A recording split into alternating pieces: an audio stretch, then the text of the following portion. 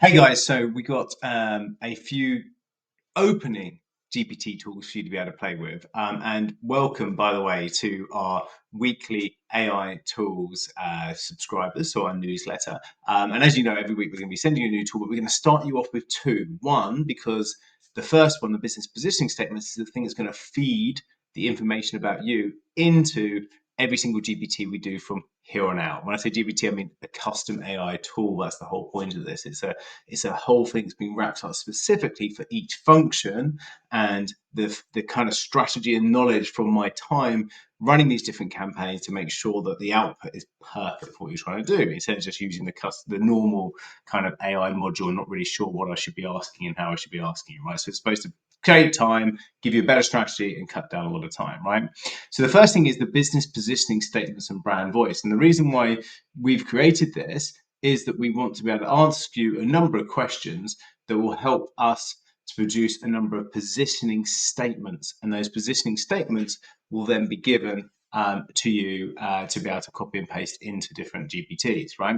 So what I mean by that is every time that I go onto a GPT, I have a thumbnail here, a kind of bookmark where I go, right, this is my $1 million sprint business positioning statements, and it's got my niche statement, my value proposition, my problem statement, my solution statement, why people should choose $1 million sprint, what the dream outcome is for my clients, and what's the common set of challenges that my clients have, what's the investment mindset, what's the brand voice that I have, and words that I should be avoiding. So this, every time I go and do a new GPT, I copy this and I paste it in, right? So we want you to be able to create this. So it's going to ask you a number of questions about your business and, where's your customers based? And it will go through and actually discuss all these elements for you and produce those statements, right? So what I suggest is you then copy those statements, save them in a Google Sheet so you can bookmark it like I just showed you, or a Word document. You can then put it onto your desktop if you want to, however else you want to do it, but have it handy. Because next time when you go and think, right, what's the second one, which is this viral newsletter generator, then when you're producing this, and I'll tell you why a newsletter is important in a second, but when you want to think, well, I'd like to do a newsletter, you go start here, and the first thing it's going to ask you is what is the actual business positioning statements. And I've got to turn off this thinking. ChatGPT 5 with thinking is really annoying because it thinks about stuff that it doesn't need to think about.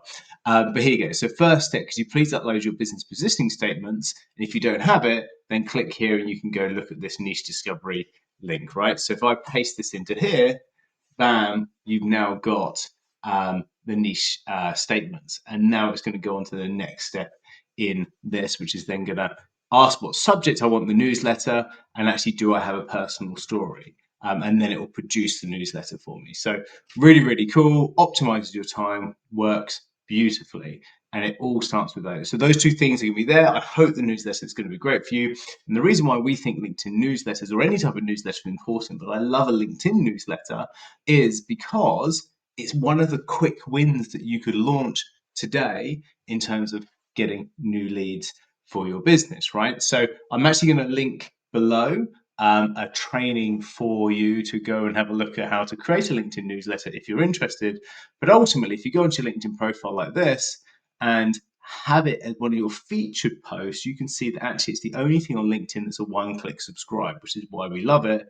And then if you can have a newsletter that you produce each week, so you can see here I produce a newsletter every single week, it means that that will then get not only seen but also emailed out to all your subscribers via LinkedIn. So LinkedIn handles all the emailing, and only you, no one else, can actually click on your subscribers and see who's there, and then you can connect and message and start interacting with those subscribers.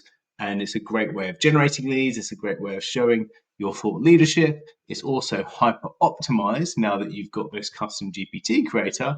And of course, you could delegate the creation of this to a client, to a VA. Because if you think about this, and these are the sort of VAs we could help you with, if we've uploaded these brand positioning statements like this, and then we just go, okay, my subject is leadership in 2025. And then I can say my personal story is, I think it's hard with remote working, but AI might be the answer. And then I can say, suggest some ways it can help bring teams together who are remote, right? So what you can be saying is you could simply go, hey, I want to do an article on leadership in 2025. And actually, my thought is that I think it's hard, but actually AI could help bring teams together. It's like a one sentence. You could throw that at your VA, and then your VA can simply go here, create this GPT for you, can get you to sign it off, and then they can be going and publishing this for you. So you can see how well optimized it will be, and the output will be really, really cool with a few different sections in it as well. So this is the kind of benefit of using one of our AI tools, is that most people go, oh, could you write me a newsletter? Whereas we know to do a LinkedIn newsletter, you want to have some hashtags on there, you might want some image suggestions, you might want to have an actual post that you've got to post on LinkedIn to house the newsletter. You can't just send a newsletter. You've actually got to have a post that's related to it. And I'm just going to skip this thinking part. The thinking part, by the way, is it's saying it's going to like try and think a little bit harder about it. I think it might be a bit of a slowing down non-necessity, but hey, here you go. So look, step one, headline options, and it gives the 3 headline options in here. So they kind of give you some, and I've created this in a way that makes the headlines really stand out, and then the body text for the newsletter. And then I've added 2 different image suggestions throughout it and some ideas around that. So that could help the newsletter look really nice. And then the LinkedIn post text to share that goes above the newsletter is there. And then there's a header image suggestion for the header image. So all of these things come into this.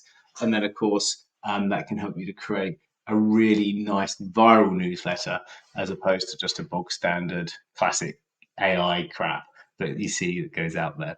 So I hope that helps, and I look forward to hearing your feedback, see how you got on. All right, guys, big love, take care, see you on the flip side.